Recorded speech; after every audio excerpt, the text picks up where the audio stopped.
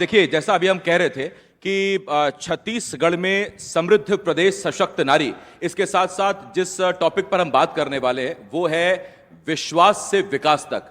और विकास जब होता है तो विश्वास बढ़ना ही चाहिए, बिना विश्वास के फिर विकास हो नहीं पाएगा।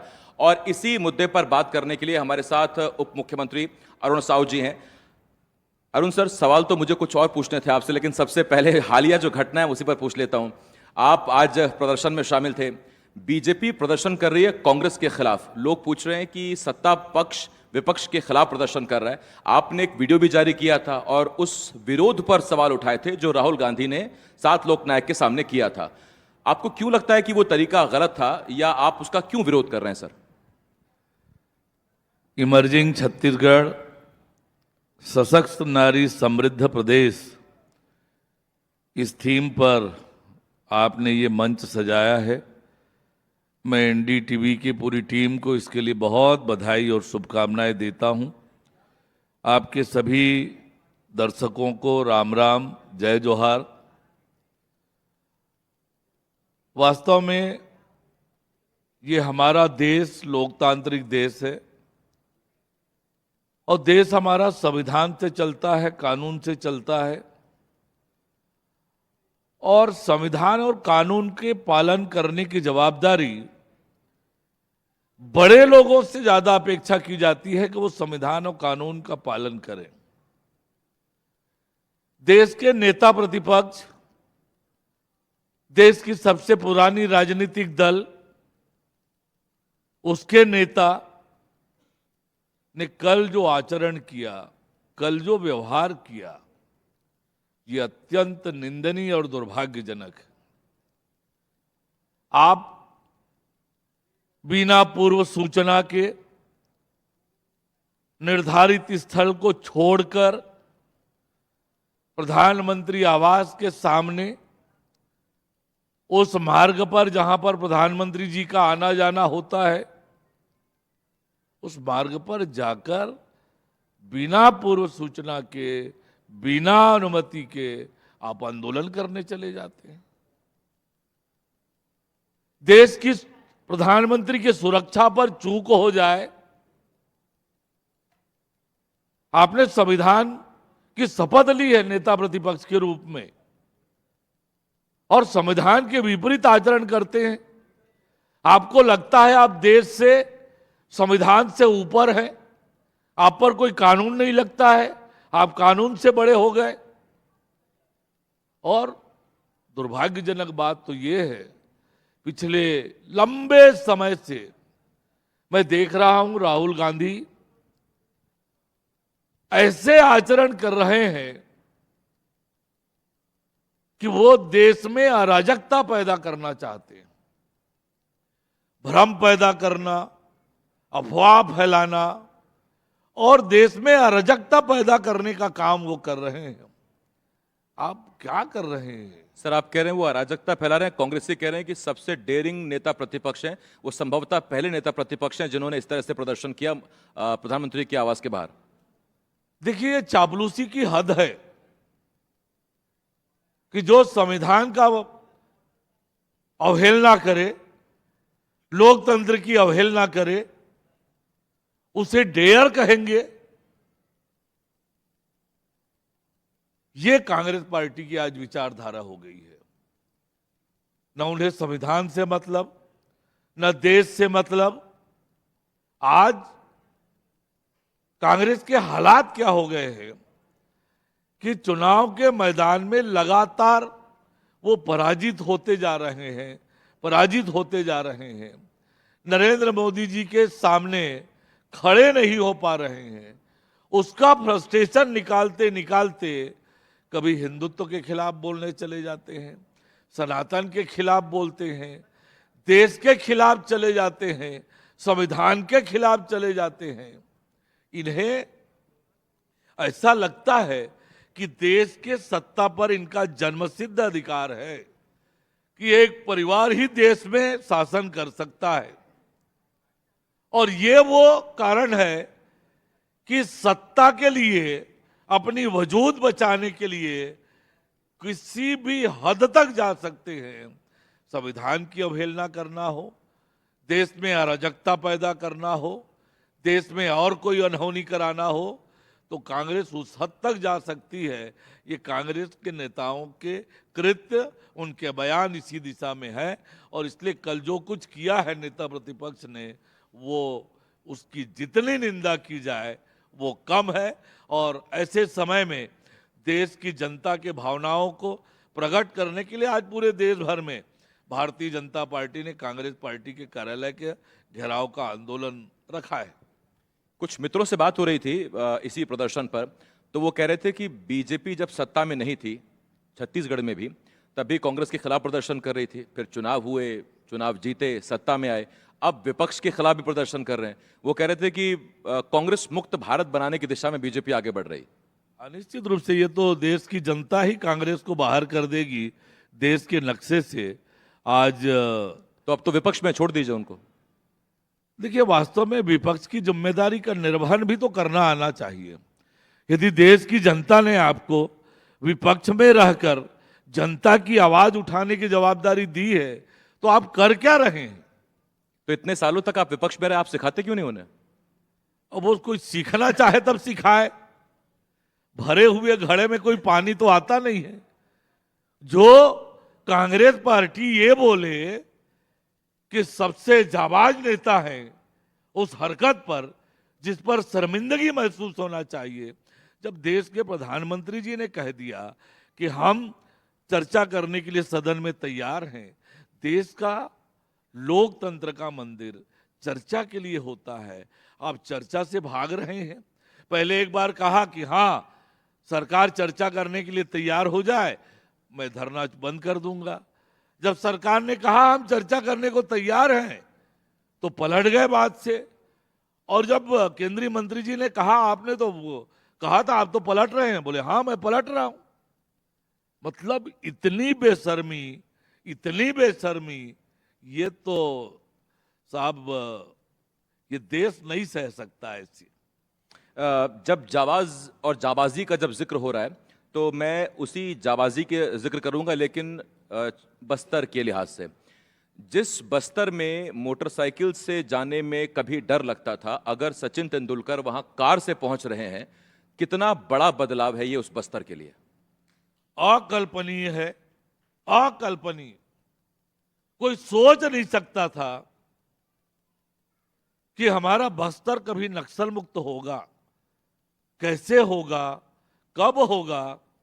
लेकिन ये तो देश के प्रधानमंत्री माननीय नरेंद्र मोदी जी का दृढ़ संकल्प है, देश के गृह मंत्री अमित शाह जी का साहस है, और हमारे मुख्यमंत्री विष्णुदेव साय जी, हमारे गृह मंत्री उप मुख्यमंत्री विजय शर्मा जी, इनकी मेहनत और हमारे जवानों की बहादुरी और दृढ़ता ने न केवल बस्तर से वरन पूरे देश से नक्सलवाद का खात्मा कर दिया है। आज 31 मार्च के बाद मैं मई में गया था, 5 जिलों में गया। वहां के लोगों के चेहरे में जो आनंद है, जो खुशी है, जो प्रसन्नता है, वो देखते ही बन रही है।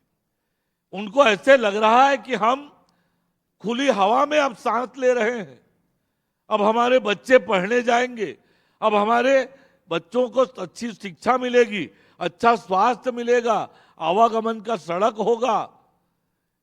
बहुत आनंद में है और बहुत कठिन अकल्पनीय काम माननीय नरेंद्र मोदी जी के नेतृत्व में, अमित शाह जी के मार्गदर्शन में ये काम हुआ है। ये अद्भुत है, ये कल्पनीय है, अकल्पनीय है। और छत्तीसगढ़ के माथे पे लगा वो बदनुमा दाग, नक्सल प्रदेश, वो नक्सल शब्द हटकर अब फिर हम उस दिशा में बढ़ रहे हैं कि हमारा छत्तीसगढ़ विकसित छत्तीसगढ़ बने। और पूरी दुनिया, जैसा कहा जाता है कि छत्तीसगढ़िया सबले बढ़िया, ये नारा पूरे देश भर में गूंजे। साहु साहब, एक सवाल जरूर मुझे पूछना है यहाँ पर। जैसे कॉर्पोरेट एम्प्लॉय होते हैं, एक टास्क पूरा करते हैं, अगला टास्क पहले से उनका इंतजार कर रहा होता है। आपके पास विभाग ऐसे हैं कि अब आपका काम बढ़ गया, अब वहां चूंकि करने को बहुत कुछ है, तो बजट कितना है, कैसे उसको विस्तार देंगे, क्योंकि अब बहुत बड़ा कैनवास है जिस पर आप अब विकास की चित्रकारी कर सकते हैं। निश्चित रूप से इस वित्तीय वर्ष में सभी चारों विभाग में पर्याप्त बजट मिला है। लोक निर्माण विभाग में तो ऐतिहासिक बजट है। इस वर्ष अभी तक लगभग 13,000 करोड़ रुपए के प्रशासकीय स्वीकृति सड़क, पुल, पुलिया और भवनों के लिए जारी हो चुकी है। 13,000 करोड़।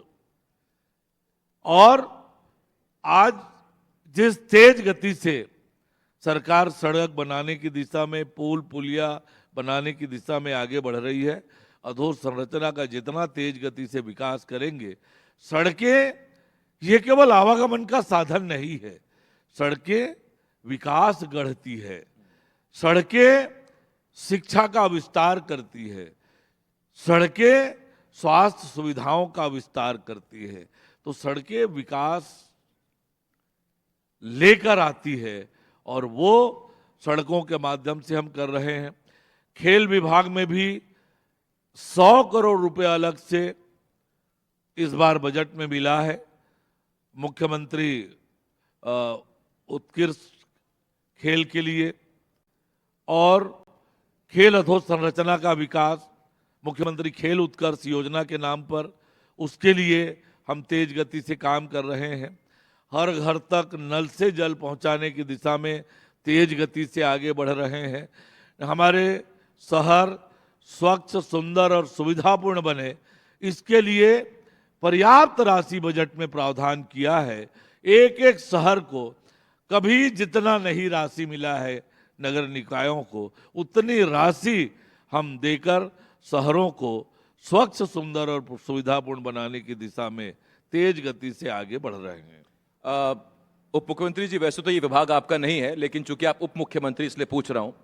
एयरपोर्ट से सुबह आते हुए कैब ड्राइवर से बात कर रहा था। मैंने कहा सड़कें तो बढ़िया हैं, मुझे अच्छी लगी। उसने कहा हाँ सड़कें तो बढ़िया हैं। फिर उसने कहा लेकिन बिल बहुत आता है आजकल। तो वो अचानक उसका दर्द पता नहीं कहाँ छलक गया। उसने कहा स्मार्ट मीटर जब से लगा है 800 का बिल 3,000 रुपए का आ रहा है। बोला कैसे पटाएं? तो वाकई स्मार्टनेस के नाम पर ये क्या हो गया? ये देखिए, कांग्रेस पार्टी इसे लेकर अनावश्यक रूप से मुद्दा बना रही है। देश के अनेक राज्यों में ये हुआ है और समय के साथ जो परिवर्तन होता है वो परिवर्तन का ये हिस्सा है और निश्चित रूप से ये विषय सरकार के संज्ञान में है।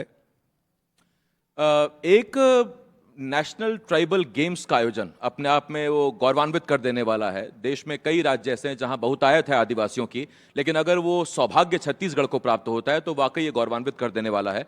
और अगर मैं गलत नहीं, शायद 5 महीने पहले ही, 6 महीने पहले ही आपने शायद विभाग संभाला इसका। कितनी बड़ी चुनौती थी इतने कम समय में राष्ट्रीय स्तर का आदिवासी खेल आयोजन करना छत्तीसगढ़ प्रदेश में? निश्चित रूप से छत्तीसगढ़, वास्तव में छत्तीसगढ़ की जो भौगोलिक परिस्थितियां हैं, यहाँ पर हमारे युवाओं में खेल की नेचुरल प्रतिभा है। मुख्यमंत्री विष्णुदेव साय जी के मार्गदर्शन में बस्तर ओलंपिक का आयोजन हुआ, उसे हमने आगे बढ़कर सरगुजा ओलंपिक का भी आयोजन किया और उन प्रतियोगिताओं के सफलता के कारण प्रधानमंत्री माननीय नरेंद्र मोदी जी ने छत्तीसगढ़ में ट्राइबल खेलो इंडिया का नेशनल ट्राइबल गेम्स की मेजबानी का अवसर दिया।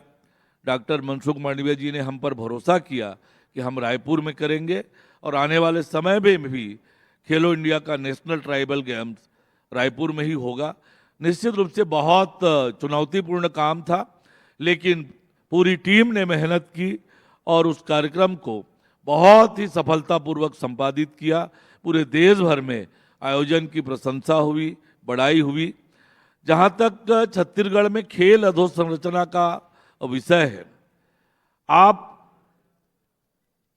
15 साल डॉक्टर रमन सिंह जी के नेतृत्व में हमारी सरकार थी। खेल के क्षेत्र में खूब काम हुए।